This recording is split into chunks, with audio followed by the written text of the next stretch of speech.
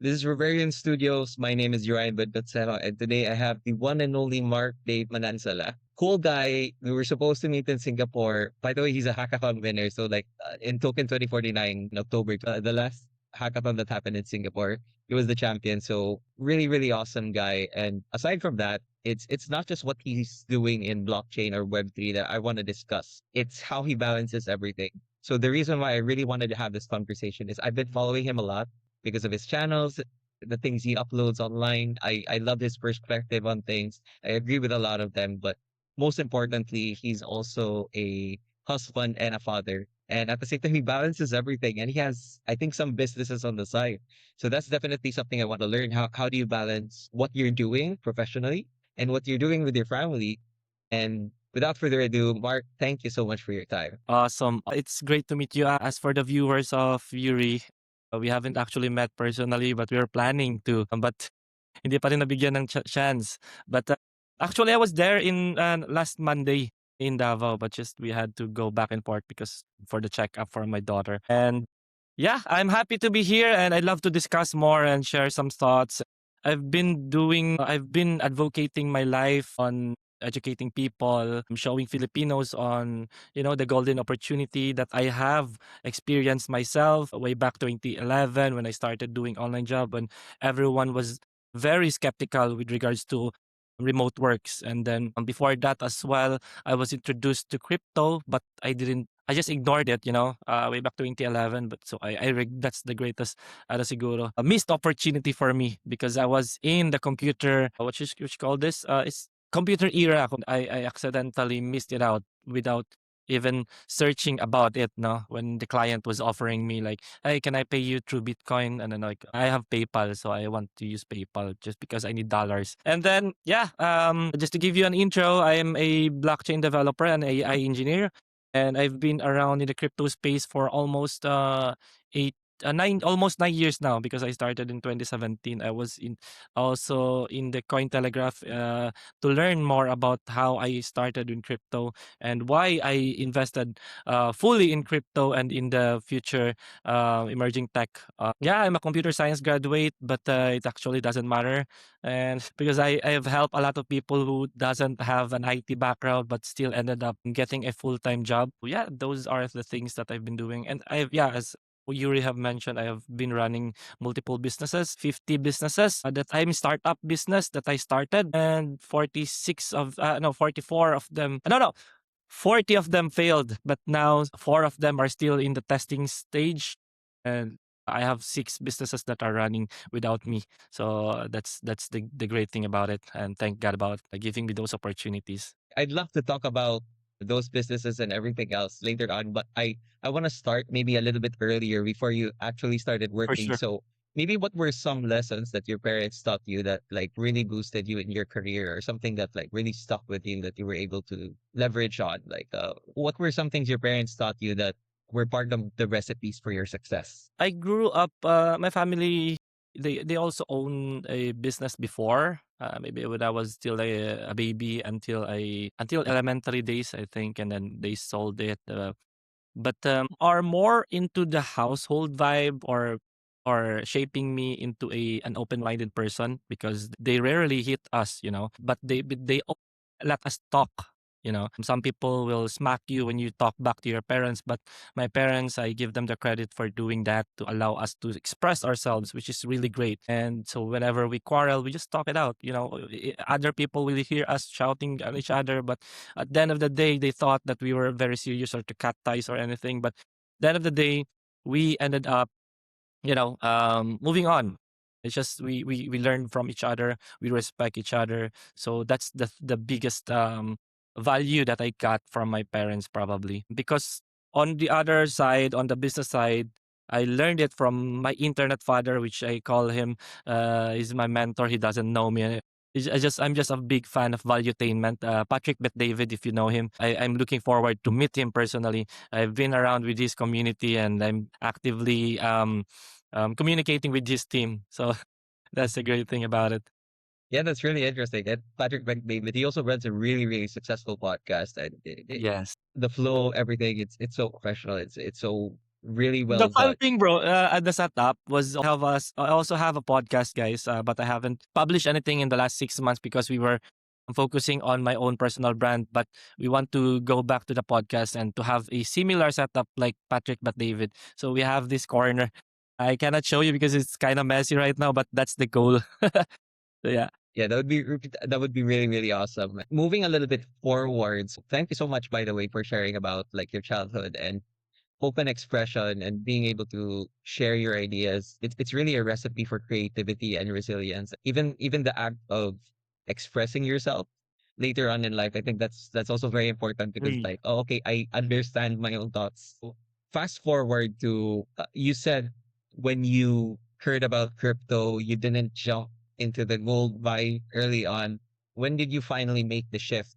Because I understand that like right now you're fully committed to this type of industry. What were maybe some pivots, and then when did you fully commit to this type of industry? Got it. Yeah. I back in the days, I think it was around 2011 or 10, somewhere like that. I was looking for a job online. I think that the craziest making money online was the survey.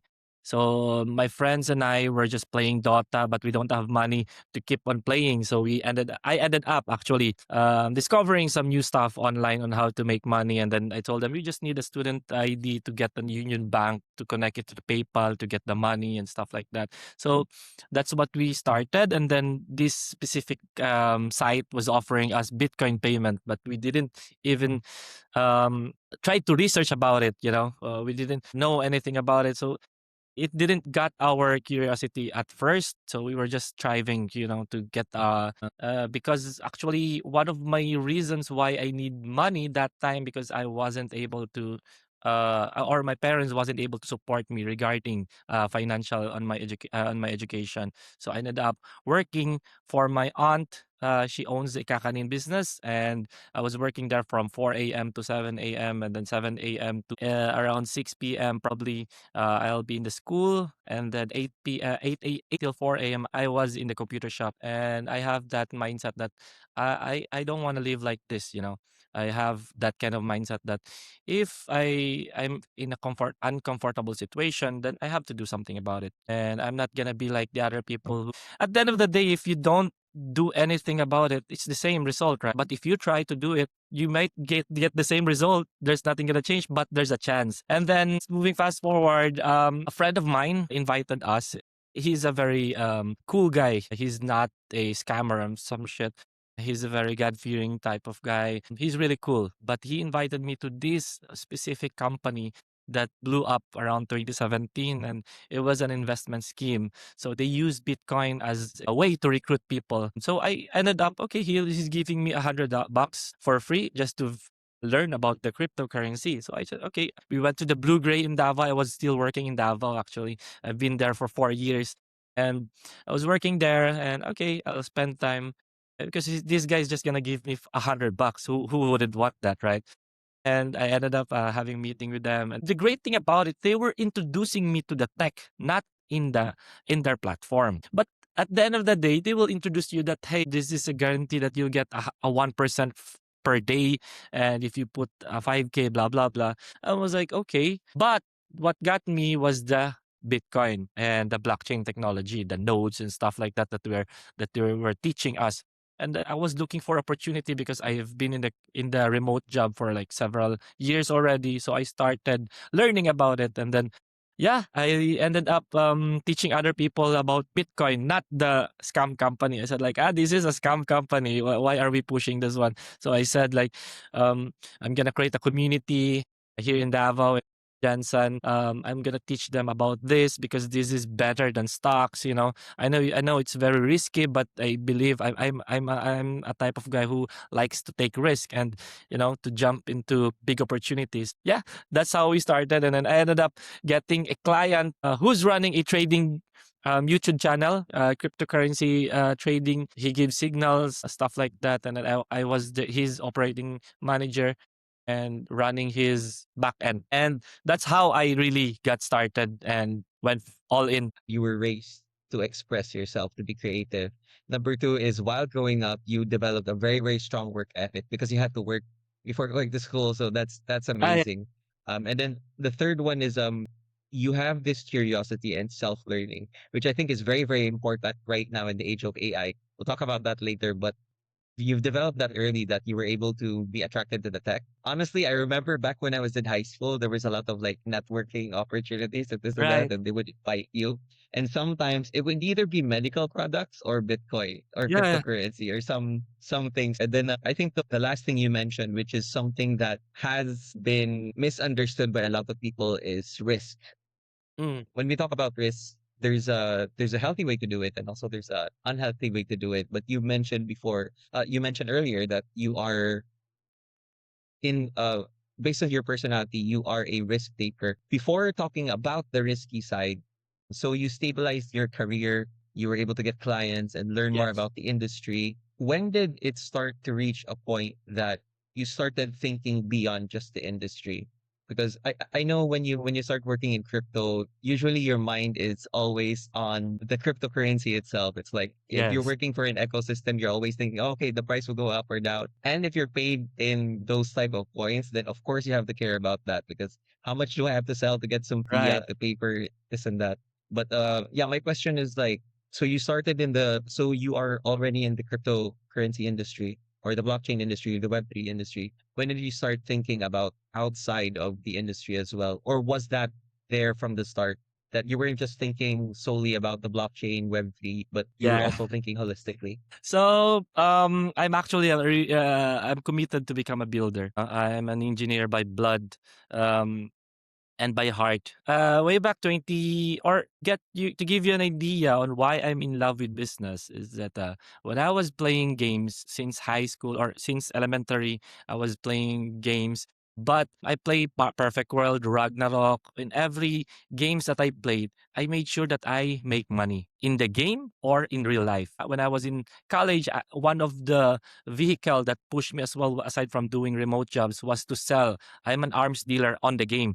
I when we play, I encourage people, let's play Dragon Nest. This is a new game. So I made sure that I'm the top player, and then I make a lot of gold, and then sell it to my friends so they could beat me up in the game, so they could feel they win. So they don't have time to commit to grind, but I have that passion. I love playing games, so I made money on top of it.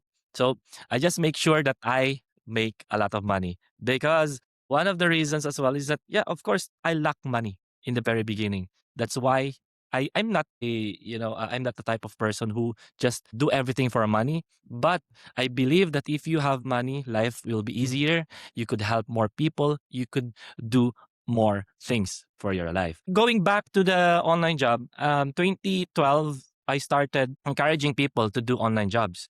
And I have these creative ways to make money on my architect friends. There's this website called Logo 99 or Logo Designs 99, which you compete with other people on designing logos, and they give you $400 to $1,000 and stuff like that. And my strategy was like, hey bro, can you make me logos? These architects are very creative. I'm not creative on business or the numbers, but when it comes to designing things, I'm very bad at it. So I started using these talents, and I told them, yeah, design me this one.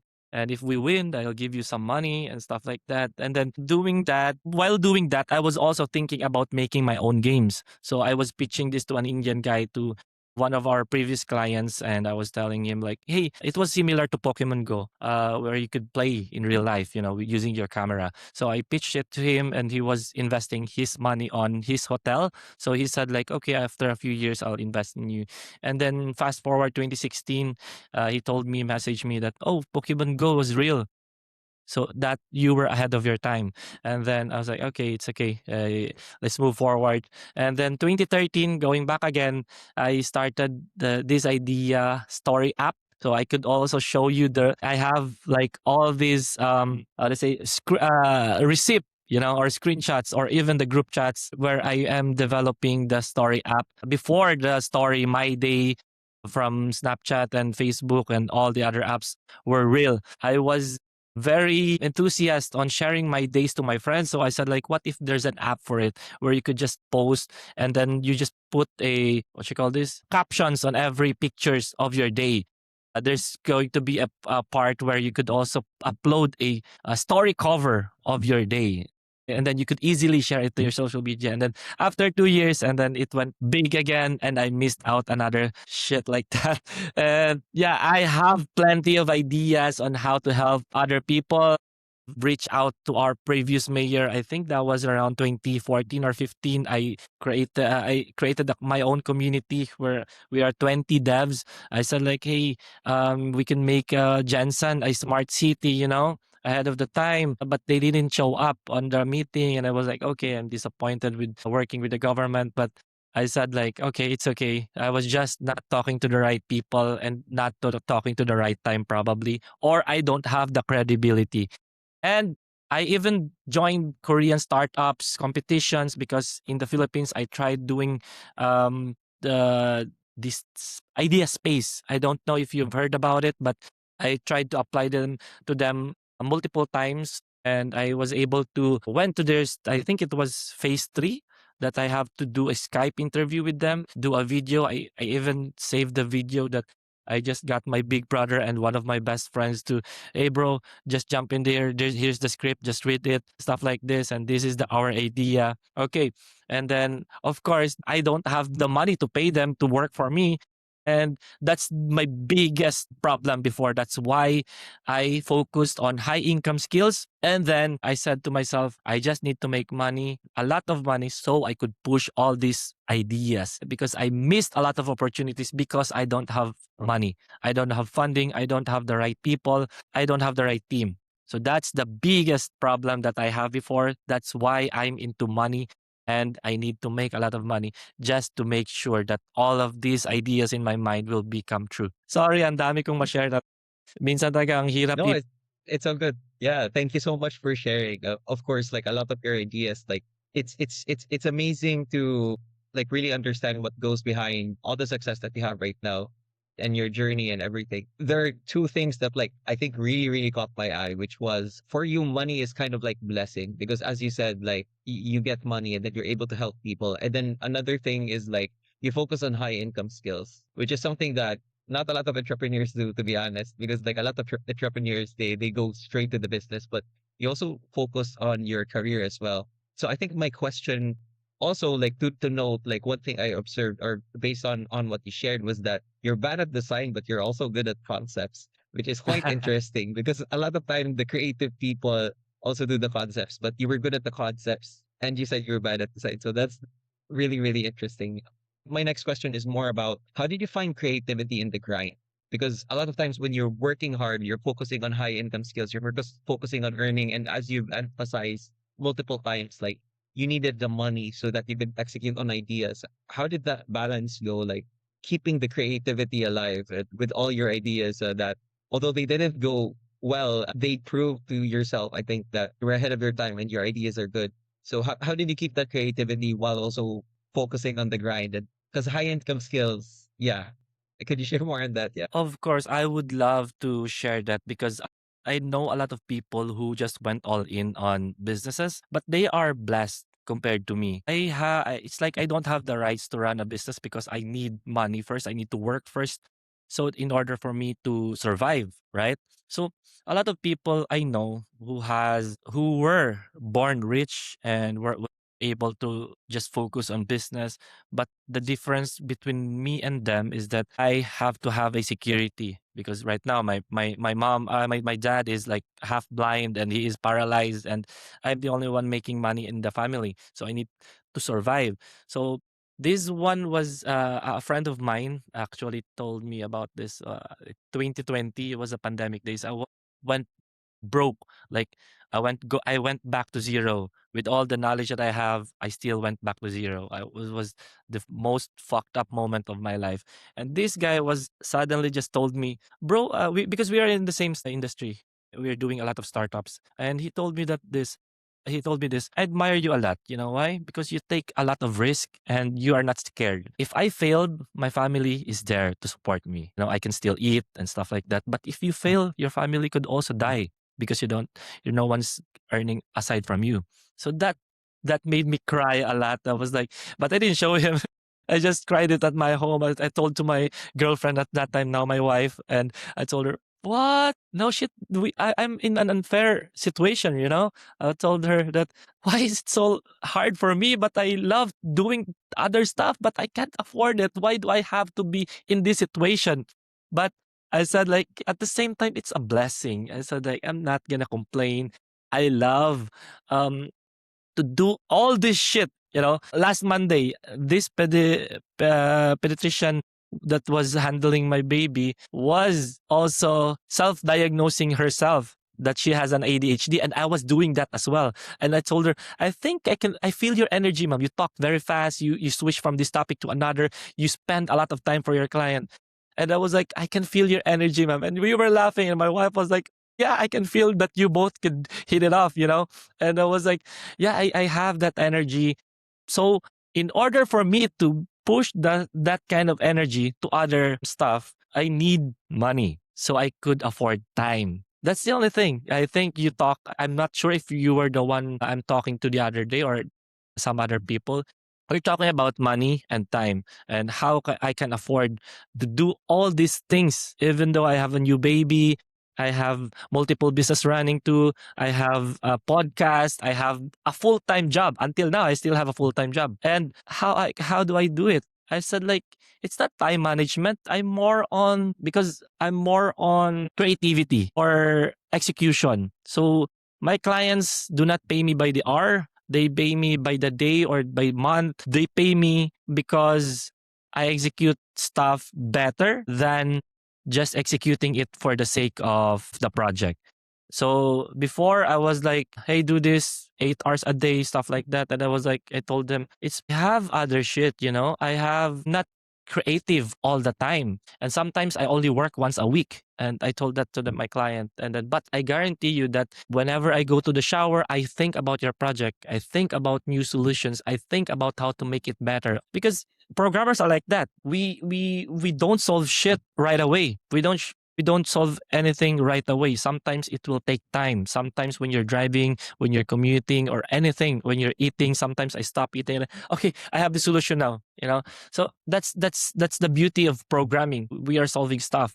Going back again, last year or 2024 was the year I decided to go all in on businesses.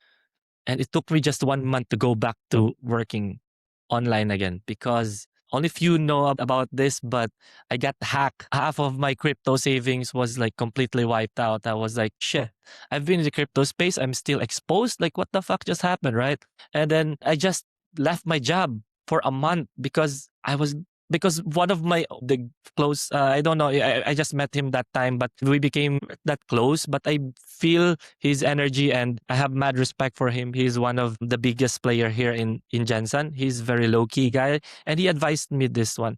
I asked him, bro, I'm not scaling my businesses. And he told me, because you're working on, you still have full-time job, bro. You need to ditch it so you could focus more of your energy and time on your business and you could become big. And I did that. I followed his advice. But like I said, we don't have the same timeline probably, or I'm just in the wrong timing that time that I went full time on my businesses, not on doing this. And it got me thinking. I went back to my work and it was funny because my client was like, "Oh, you said you're gonna leave," but I said like, "Oh, you still need me. I believe you still need me." And they were like, "Yes, it's hard to replace you. Why would you?" But the funny thing is that they're still open to accept me. And until now, they are my clients, and I've been there with them, I think, 4 years now.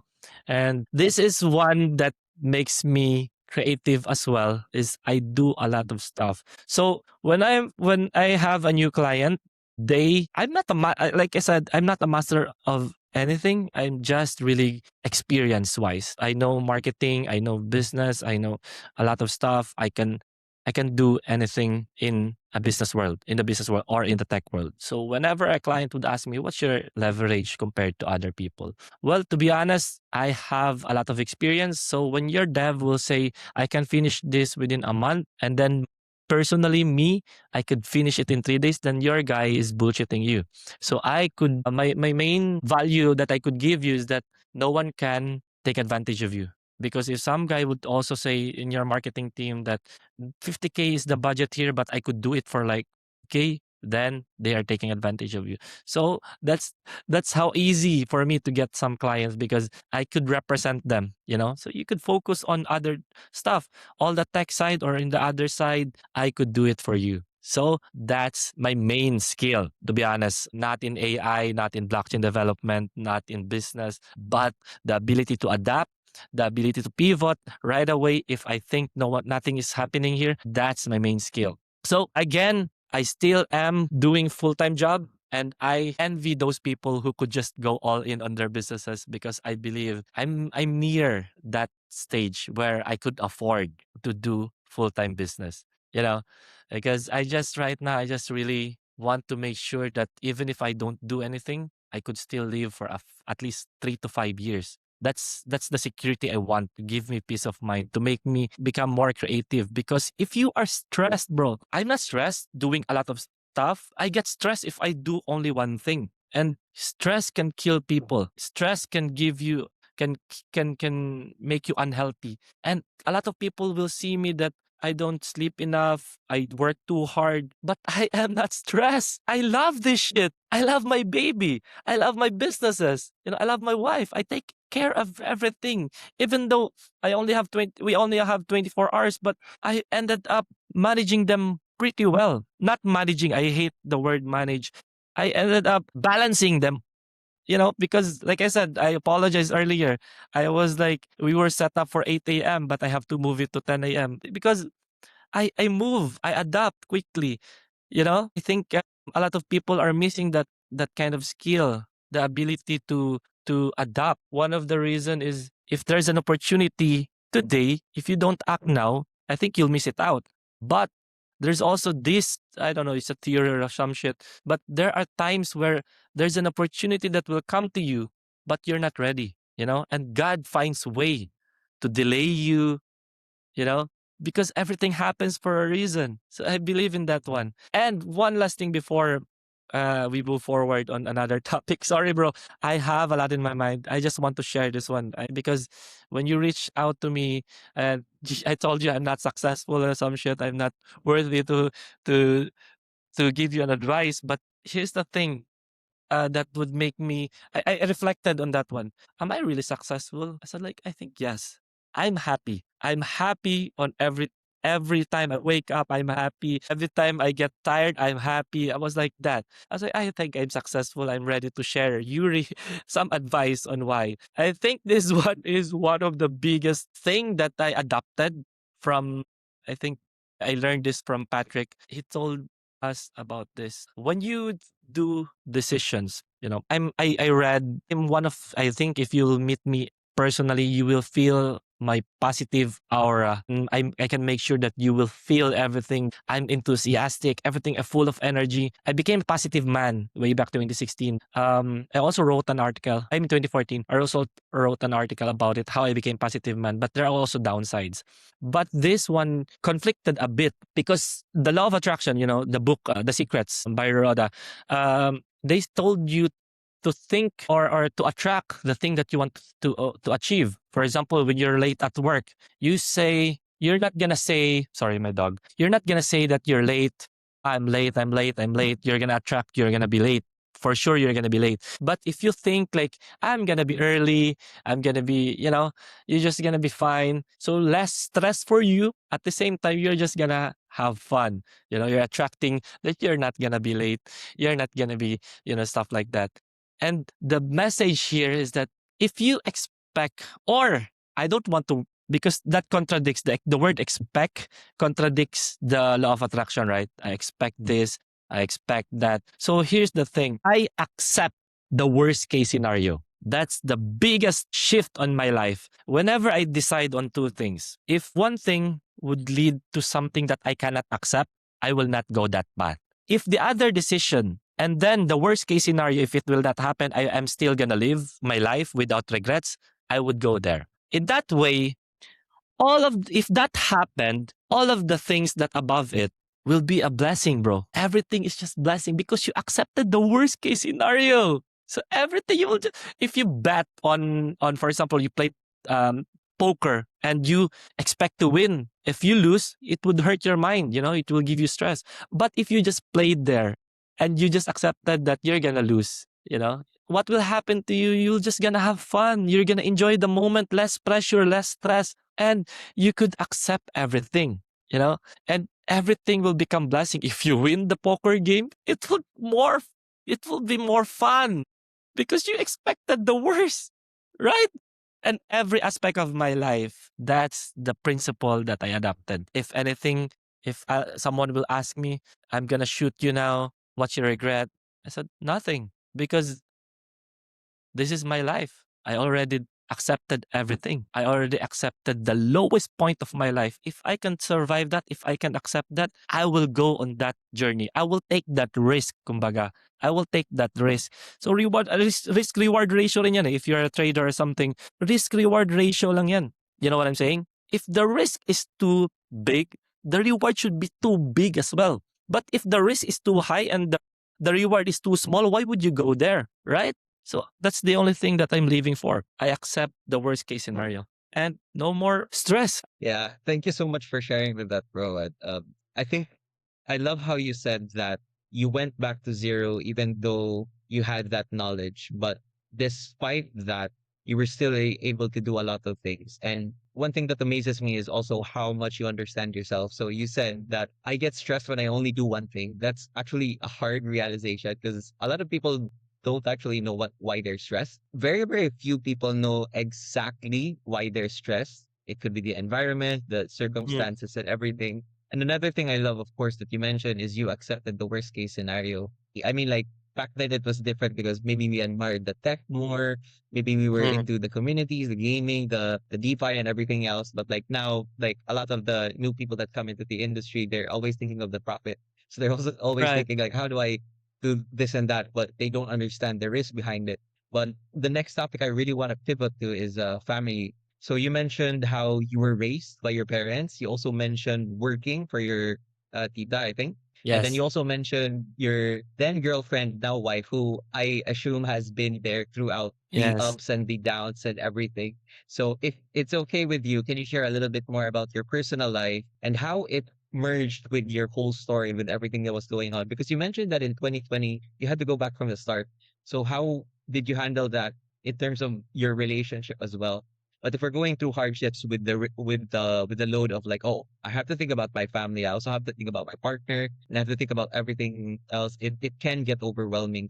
Can you tell us a little bit more about your story again, but this time with your family, your Mm. girlfriend, now wife, and everybody else involved? Okay. How to say start this one? Actually, maybe on my wife's side, I met her. She's a very studious type of person, introvert. She doesn't have a life. I'll be honest to share to you guys because she admitted it as well. She's just studying so hard because she's a scholar.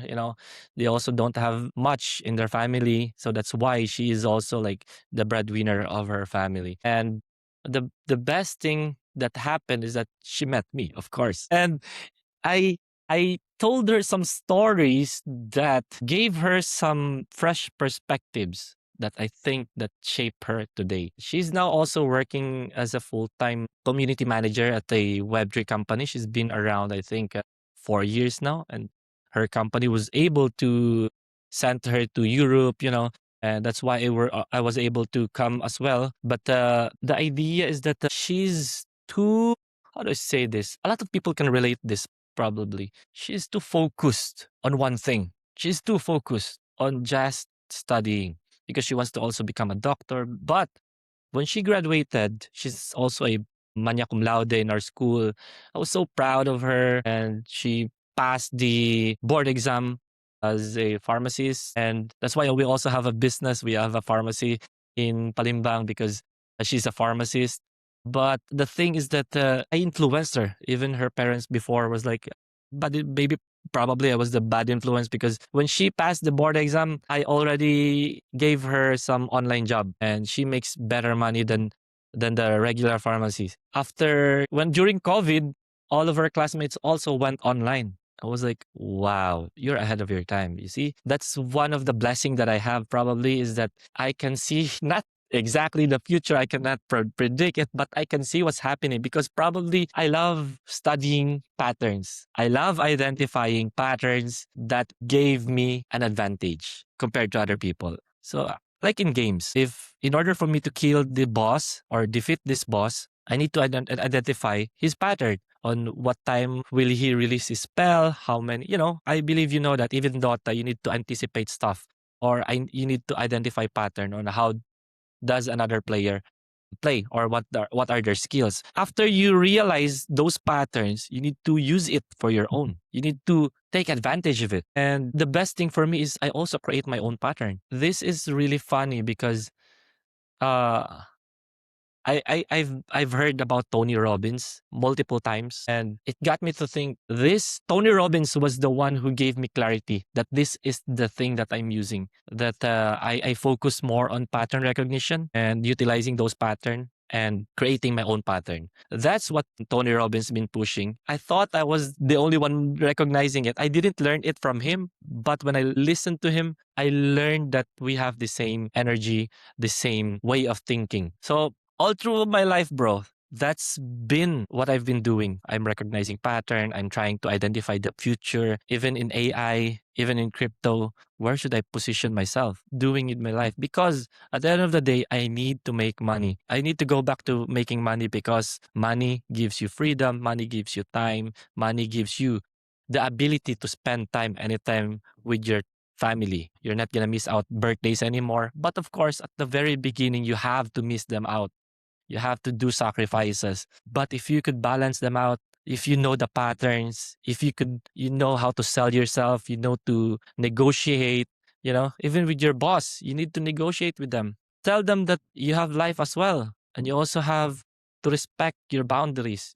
I even tell my clients not to call me during evening of my time because that's family time. I only work from 9 to 5. Like Eminem, he does that. Maybe 30 seconds one sa kanilang recording, he will say, "It's already 5. I need to go home. I need to spend time with my life." Because tomorrow is not guaranteed. Nothing is promised tomorrow. So you need to do whatever it takes to balance your time every day. So yeah, I know it shifted to another topic, but it's just that my life has been in business, bro. My life has been all about serving other people, serving my wife, serving my family. To be honest, the other few years back when I'm making a lot of money, my wife was I am really pushing myself to save money or not to save money. I have enough money to buy PS5, but I still haven't bought one. I even got the tattoos because I'm a big fan.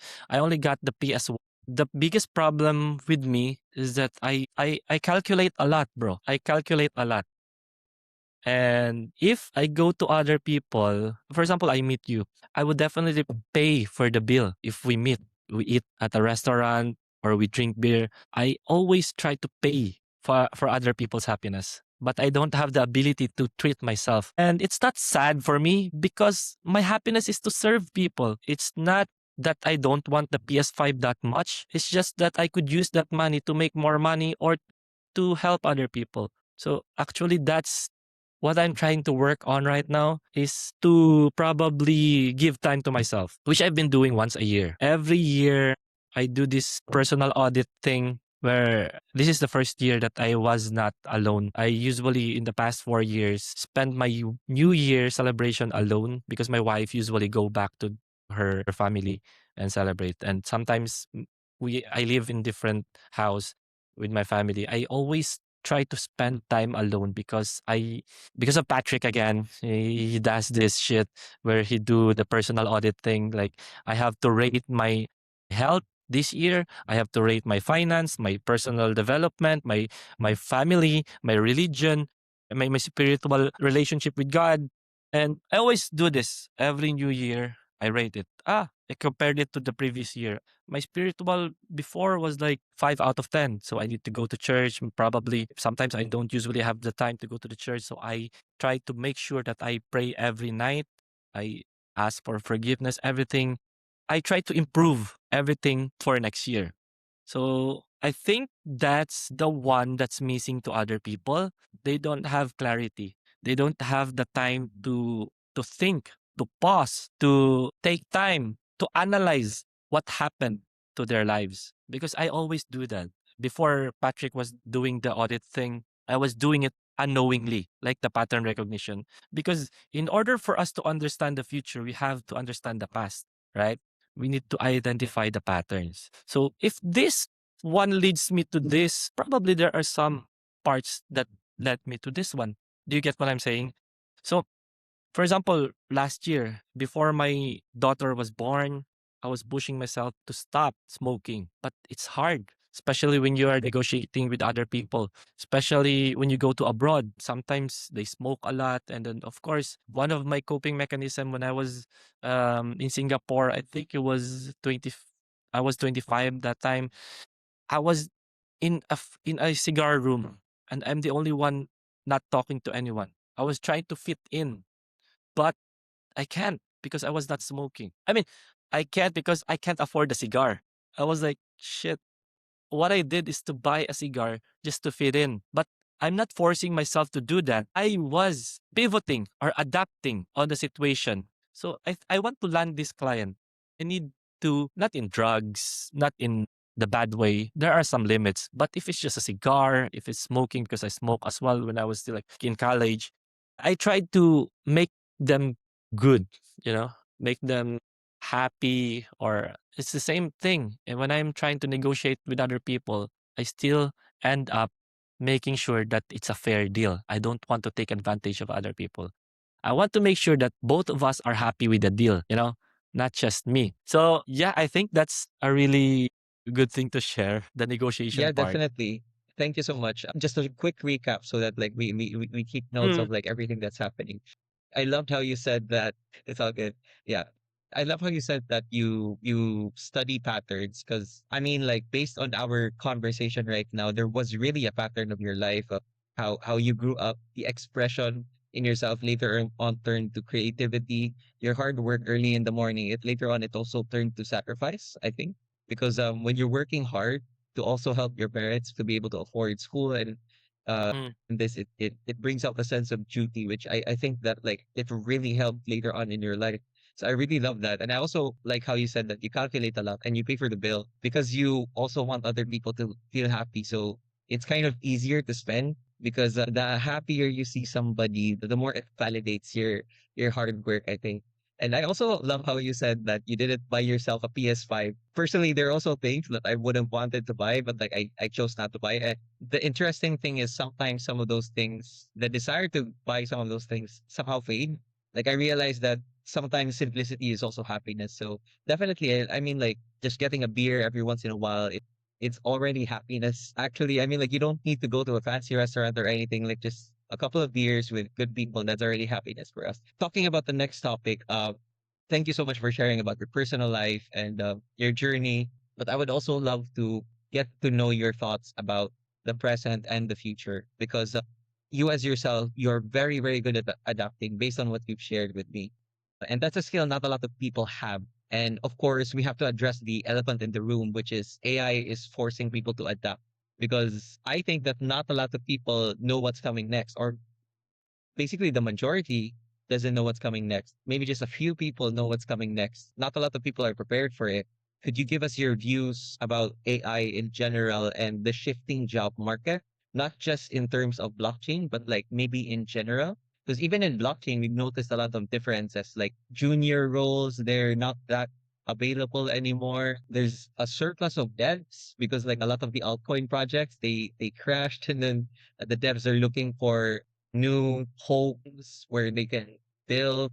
So yeah, we would love your perspective of the industry and what you think about the current template of the industry and of course the future as well. That's a really great question because I've been discussing this a lot with a lot of my peers, but I haven't discussed this online. I haven't shared anything about. I mean, I shared that there's a problem right now that a lot of students right now are studying for a job that won't exist by 2035, by 2040, and it's a thing. And I don't know what we're doing about it. Even me, I've adapt a lot, but I don't have the answer, to be honest. But here's the thing that I'm scared of, if I'll be honest with you. I haven't talked about this again to the online world. I just talk about this because I'm not confident about this theory, but I'd love to share it with you. I've been scared with AI based on how fucking fast it's being developed. Even AI in China right now, they are using their AI to create another AI, to fix another AI, stuff like that. So before ChatGPT was released, I was using Jasper AI and the other AI tools that are available. I have that leverage, like as I was open to new technologies. And I was thinking to myself, what's gonna be the world? When I started remote jobs, I was thinking, this is the future. But people understood the future of remote jobs in 2020. Most people, right? But I was there 2011. In crypto, I was there in 2017. I mean, it's not that early, but a lot of people were supposed to be late. But for now, it's still early. We still need to adapt. I have this maybe probably luck or probably because of the patterns that I see that I always prepare myself for the future. So I was thinking, okay, so humans will be replaced by AI. What can AI be replaced with? I said, it's going to be another AI. So I ended up creating before the workflows, the automations, all the other agents, stuff like that was a thing. I was creating for my clients an AI boss. Uh, it's just one AI that you talk to that handles all your other AIs. So that was a thing. And then Manus was released, and then that defeats the purpose. So I always try to position myself to have an advantage in the future. Right now, I'm still brainstorming with my team, but I think the future for now is attention. That's why we need to create audience, because the currency for the future is going to be attention. One of the realization that I have was the other day. There's this one movie on Netflix by Tony Robbins that gave me lessons or realizations. But I was introduced to that movie way back 2016, or I mean 2017, somewhere like that. I said to myself, like, why didn't I watch this? It's because I have a small attention span. I even stayed for 10 minutes, but it didn't give me the hook that I need to be converted to watch it full. I was like, I was missing out all this juicy information because I was lazy enough to finish the video. So I think right now it's not about the AI. I think we need to position ourselves on the things that would make or that would remind us that we're still humans. Because in the future, everyone will just rely on AI. So I think the best position to have right now is to stay human, to remind people that we are humans, to remind or to be creative as fuck as a human being, not as an AI. Now, going back to the theory that I have that I haven't talked to, or my fear, I think in the next 5 to 10 years, I was actually giving this information. I was certain that it's going to be 2030, but I have to move it back to 35. By the year 2030 or by the year 2035, I think there's only going to be rich or poor. There will be no middleman. And that's what I'm afraid of. I was talking to my wife. Should we really create a baby, a family? It's our dream from the very beginning. But I'm scared of what's happening in the world right now. I'm scared on how fast the technology is evolving. I'm scared of the potential war that's going to happen. I'm scared on those stuff. But of course, I can still live with it, because the worst case scenario, if all those things happen, all I can blame is myself if I didn't do anything. If I missed all these opportunities that I'm aware of, then I'll be just blaming myself. And I don't want to do that. I want to position myself. I want to make sure that Filipinos also position themselves. That's why I created this podcast, is to have a voice. I'm going to target some people, but not going to be focusing on those people. I'm going to focus on the system, not going to be discussing a lot about the politicians. I'm going to talk about why did it happen? What's the motive? Why did it happen? Let's go back. Let's identify it, and or what's going to happen next, stuff like that. So regular Filipinos don't even give a shit about the global stock market, right? it's affecting our lives, and they don't know about it. They don't care about it. It's not gonna happen. We're not gonna be affected of it. The tricycle drivers, they thought that they're not gonna be affected with all this information. But if some people who would listen to us discuss these important things, I think we could spark their curiosity or self-awareness, or it will give them clarity on what to do next, on how to prepare themselves for the future, or how to position themselves. Because I believe, I mean, bro, you don't need a degree right now to position yourselves. A lot, I would spend my money or even my kid. I said like, okay, and I think hanggang high school lang yan siya, and there's no college for her. The important part is she could interact, socialization. But knowledge-wise, everything is online. Why would I let my kid be taught by someone who's about entrepreneurship, but they don't have their own business? Why would I let my kid teach her programming when the teacher doesn't have a programming background? They're just learning by the book. I mean, don't get me wrong. Uh, but I think we need to work on our curriculum. We need to upgrade. Way back 2020, I believe we were having a call with my school, my alumni school, and I asked them, why do we need accounting 101 on our IT, on our computer science? We need to change that. What I'm pushing is finance 101, because a lot of people right now have a lot of money, but they don't know how to use it, how to invest, because they were not taught how to use money. We were only taught on how to become an employee, but they don't teach us how to protect ourselves when we have the money. They don't invest in insurance. They don't know about investing in stocks. We only have around less than 5% of Filipinos investing in stocks. We are not reinvesting ourselves. We're not protecting ourselves as Filipinos.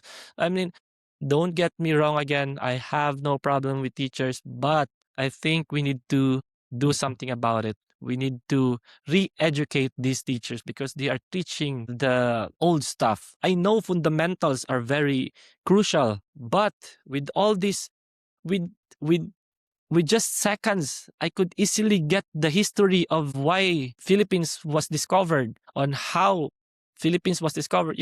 With just seconds, the information right now is so fast. So we need to adapt. We need to teach people how to adapt, not to just focus on fundamentals. Think fundamentals is only, I think, until high school.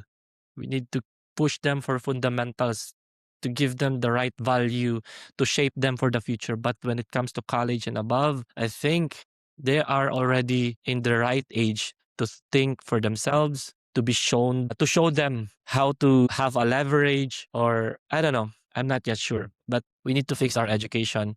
Yeah, again, my fear for AI is that it will eliminate a lot of jobs, because what humans can be replaced by AI, then AI can be replaced by another AI. What are we going to do? Actually, we were talking about another business. Well, let's focus on entertainment, because people don't have anything to do anymore because of AI, right? But I said, how can they afford our entertainment if they don't have work? It doesn't make sense, right?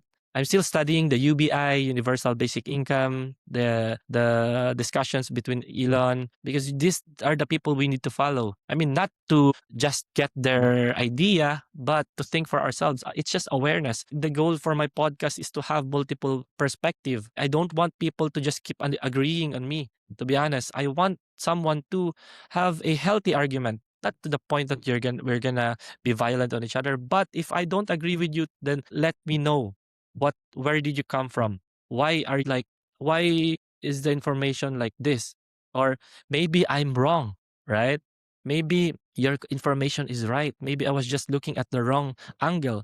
So I want to have that kind of information or discussions, so that I could learn. I'm hungry. I'm always hungry for knowledge. I don't want to miss out stuff, So yeah, I think. What else do you want me to share about the tech? Do you want me to become more techy, or do you want just for a general perspective of mine. I think maybe later on we can go a little bit more technical, but there's some things that I want to highlight, which is number one is social currency and branding. And that's very, very important because right now, especially I don't know if you're active on LinkedIn, but there's thing called ECM or EGC, employee generated content. So right now CEOs have to be the influencers themselves or founders have to be the influencers themselves. So it's a new kind of silicon approach to everything that's going on.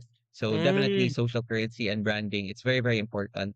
And also like I don't love the fact, but like I love how you mentioned that your prediction is that 2035 there will be no middleman, which I also share, but not maybe to that extent. But I believe that later on, it's going to be capital that's going to differentiate people. It's no longer going to be skills because skills can be substituted with machines and AI and everything. So that's the controversial take of it. That's my personal take as well. Later on, it's either social capital or like monetary capital or different types of capital that will really elevate the status of your life.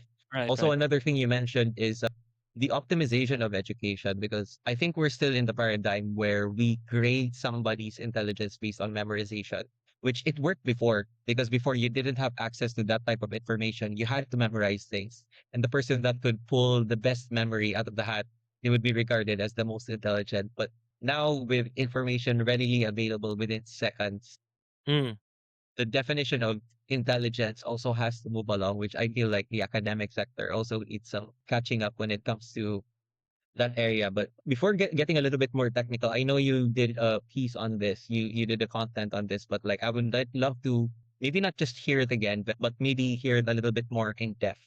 Speaking of the Filipinos and the blockchain movement in the Philippines, I know you commented specifically on us adopting the blockchain to our national budget. Maybe we can talk a little bit about that, but more about the industry as we are adopting. Because I mean, the World Economic Forum was yesterday, and Trump literally said that we want to keep the US the crypto capital of the world. So it's definitely part of his talking points. And if the US is talking about something, then of course the rest of the world has to also at least consider what he's talking about because those are very, very important points. Plus, the US has the Genius Act. They also have the Clarity Act. So mm. they're already very, very ahead when it comes to regulations. What will you say about our current state, which is blockchain in the national budget, and also maybe the ecosystem state of the Philippines when it comes to adopting blockchain as a potential field to or field or industry to enter into? Yeah, so blockchain itself is just another tool, it's just a tech. It's not magic, it's not gonna solve anything. It's just a layer of protection or security or transparency. So it's just we were learning about it 2017. We never thought that about the point that the government itself will be interested, because back in the days a lot of people when they hear Bitcoin they will just say it's an investment scheme shit, but they don't talk about the tech. So blockchain is something that a lot of people are also hyping it up to the point that it looks like the only solution in the world. I have a fear with blockchain as well. I don't know if because if these informations cannot be stopped, blockchain and AI itself, if they are connected, if AI lives in the blockchain, how can we stop it, right? How can we control it? That's why I agree with Elon Musk regarding the regulating the use of AI rather than focusing on making it open, because we're just humans, a lot of, if good humans have access to this tech, I'm pretty sure bad people also has access to it, so they could just manipulate or create some how to create a bomb or something, so they could use it for bad shits, right? So how to create a virus that would make people become a zombie, something like that. So it's possible because you don't need to invest in scientists anymore. It's already in AI, right? And that's the fear. Now, regarding the state here in the Philippines, blockchain itself would only like the one that made, I think it was around 500K views on TikTok. Is just that the thing there is that it's not yet clear. I was just happy on the information that blockchain is being adapted. But in the video itself, I said, like, let's not get comfortable already. Let's not give too much hope because that's the government. I mean, I don't have against it, but that's the government. The government is prioritizing Filipinos, right? They have to, but it's being run by idiots right now. So it's being implemented by some people who doesn't even understand the tech, which is very scary to the point that we are using the tech in the wrong way. So that's why I love like and Quisha, she's from Davao as well. She's a good friend, and we discussed this. I mean, she actually sent me the video about the uh, not actually she didn't send me the video. She sent me the news about the 101% hack free, and I tried to watch the video about um the DICT, and they talk about it that it's going to be 101% hack free. And until now, earlier, I think last night they had a press conference and they still try to push that it's going to be 100%, hack free. So I'm a big fan of blockchain. I'm a blockchain engineer, but there's no guarantees that it cannot be hacked. I mean, you yourself know this about that. There's no such thing as perfect solution, right?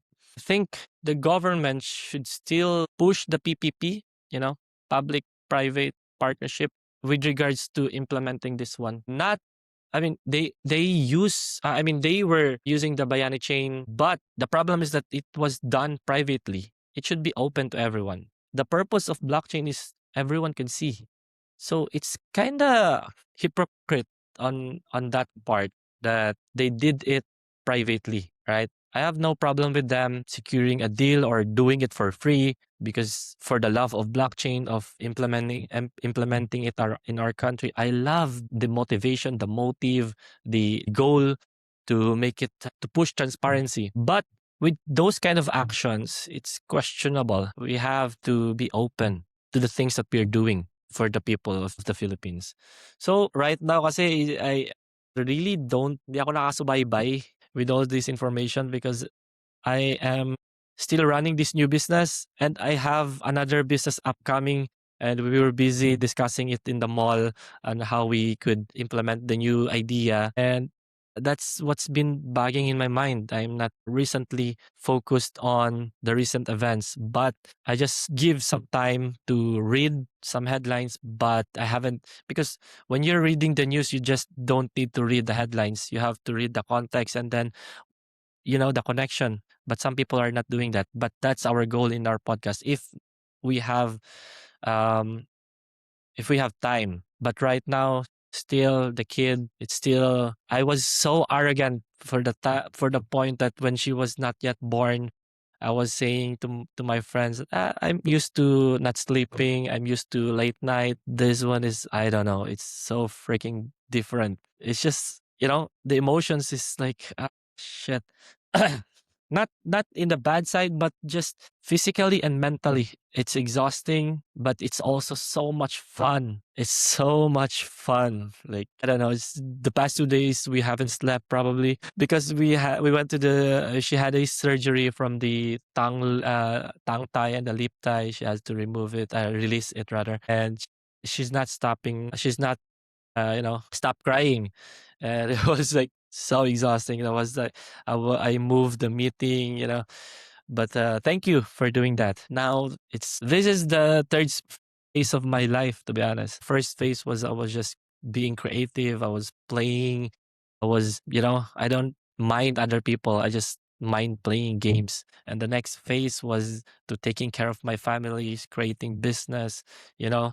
But this third phase is the maturity stage of mine that I have to balance it more. I'm not gonna be more spontaneous compared before.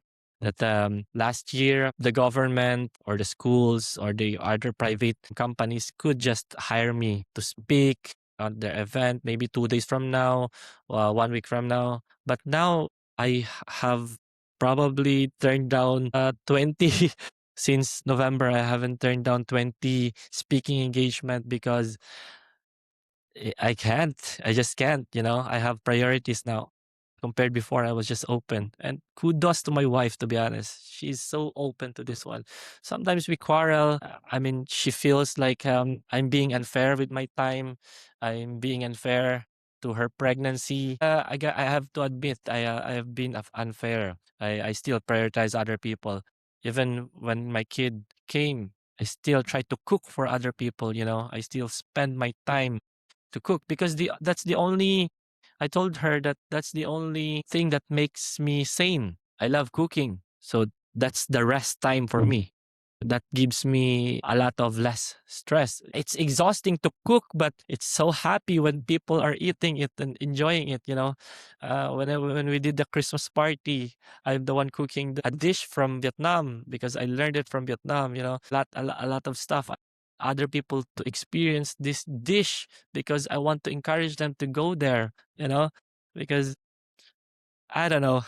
I know it's the AI and the blockchain stuff, but this is actually me being real to you, Yuri, to be honest. A lot of people or even my wife are telling me this. You have so much energy. You need to control your words, your mind, because a lot of people will get confused. I know you're confused. I know some of your viewers will get confused with this podcast or anything. It's just that I can't. I'm easily distracted. I'm gonna be honest with you guys. I apologize if I jump from one topic to another, but I'm not gonna be I'm not gonna be ashamed of this one. I love me, you know. I love that. Actually, the other day, the three of us, one of my full time dev and one of my director on our podcast or on our contents of our MDM studio, we discussed because the new guy was like completely culture shock because one of my best friends is the director, so she knows how he knows how I work. So we jump from one top. Maybe in 1 minute we could discuss 5 topics, and the guy just can't cope up. The new guy, we talked to him like, "Are you comfortable with this one? We're discussing with this project, and then after 30 seconds, we're gonna discuss another stuff." That's how we roll. But your role here is to slow us down. You need to tell us that, hey, wait, I love this topic. So can we focus on this one first? And then that's how you control us because we're just, you know, it's like we're just like a wild animal who's been trapped. And once the gates are open, we're just gonna roam around, explore, talk about anything that we love on that moment. So I'm not ashamed of that. For me, that's negative. I'm not organized. I know I talk about patterns, but I don't organize shit. I trust people. I've been betrayed maybe 90% of the most of the time because I trust too much. Because I just talk to them and just sell them the dream. I just talk big that, hey, here's the goal and do something about it. That's why I hired you to do it. I'm not good at designing, but this is it. You know, that's why I made my time to make money so I could let you help me with my ideas. Some people are they just can't handle my energy, to be honest. But yeah, Thank you so much for your energy, and also for being generous with your time. And no worries at all. Like even if we ramble for a very very long time, your thoughts are still very very coherent. And I'm definitely like enjoying everything I'm hearing because like it just shows the different sides of yourself and the different things that are important to you. Which goes back all the way to the beginning that we're trying to understand what is important with you. How did you transition from like before being raised by your parents all the way to where you are right now? Just a couple of things I also want to highlight with what you said. Something I want to add myself is absolutism is dangerous in any field at all. Like if somebody gives a promise, it's either they don't know what they're promising or they're scamming. So it's either a lack of knowledge or a lack of or you know they're not they're not doing it properly. I also agree that like it's a good thing we're adopting blockchain. It's just lacking in terms of the explanation and maybe the transparency and everything. But it's also early, so I also don't know that much about it. And of course, blockchain is not perfect. We're still struggling with the trilemma. Like no blockchain has been able to solve that. And it's also very trust me bro vibes. one thing, going back to the blockchain, if they are going to push for the CBDC, that's my biggest concern because I don't want the government to see what I'm spending. That's the biggest issue that I have if they're going to push it because I believe in the next few years a CBDC will be pushed, and if If everyone can see what we're doing, where's the privacy on that one, right? So that's the only thing that I am really against of. Usually the CBDC don't you they will say that they're gonna use blockchain or just the idea of using the blockchain, but I'm pretty sure it's going to be a centralized blockchain because they are government. They need to control people, which I don't have any problem with it because we need to control ourselves, right? Because if we all have this freedom, we're not gonna have, we're gonna be, I don't know, we're not gonna be modernized if there's no, it will, if we're not organized ourselves or if no one's going to control people. Like me, I need someone to control. I mean, I need someone to control me, my energy, because if you talk to me, we are gonna discuss shits. We're gonna discuss anything. I have a lot of things that to talk to, or my perspective on some issues, but I need someone to control my energy. Yeah, that's the thing. Government should not control the CBDC should not be pushed, but we should use the blockchain for transparency for the government funds, but not for the Filipinos' money. Okay?